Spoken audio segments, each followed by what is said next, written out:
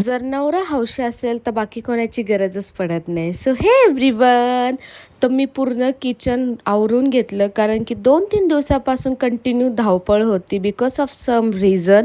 तर त्यामुळं आज विचार केला की पूर्ण किचन आवरून घेते. जर ते तसंच राहिलं असतं तर ते राहूनच गेलं असतं. तर संध्याकाळी आम्ही सगळे बाईट जिल्यावर गेलो होते. तर मम्मूसोबत जॉन, नील दादा मस्तपैकी एरोप्लेन खेळत होते.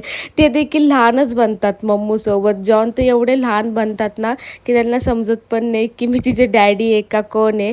आणि ते मस्त खेळत होते. आणि इथं अजून एक छोटं बाळ आमचं कसं गाडी खेळत बसला. आणि त्यानंतर मग गौरव आला आणि गौरव पण मम्मूसोबत खेळत बसला. त्याच्यानंतर आम्ही गेलो होतो ॲम्ब्रोझियामध्ये. मम्मूला मॅगी आणायची होती आणि मला क्रेविंग झाली होती की पाणीपुरी खायची. सो जॉन बोलले की चल आपण जाऊ. आणि त्यानंतर ते बोलले तुला काय खायचं. मी बोलले मला सँडविच खायचं. सो मग आम्ही गेलो होतो सँडविच खाण्यासाठी तिकडे. तर खूप टेस्टी सँडविच होतं आणि खूप छान, मला खूप आवडली त्याची टेस्ट. मम्मूनी पण मस्त पोटभर खाल्लं. आणि खूप जास्त लेट झालं होतं. 11:30 वाजले होते. कुणीच नव्हतं. सगळं बंद झालं होतं ऑलमोस्ट. मग आम्ही आमच्या घरी वापस आलो. चला भेटू उद्याच्या ब्लॉगमध्ये. बाय.